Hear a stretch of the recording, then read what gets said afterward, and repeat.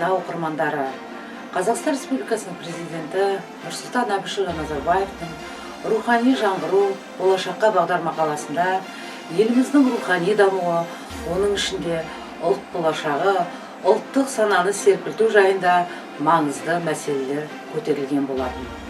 Бұл дегеніміз салт дәстүрімізді, ең бастысы мемлекеттік тіліміз бен әдебиетімізді, мәдениетімізді, қазақи рухымызды жаңғырту. Институт кітапханасы осы бағдарламаны жүзеге асыру мақсатында рухани жаңғыру тақырыбында кітап оқу акциясын өткізгелі отыр.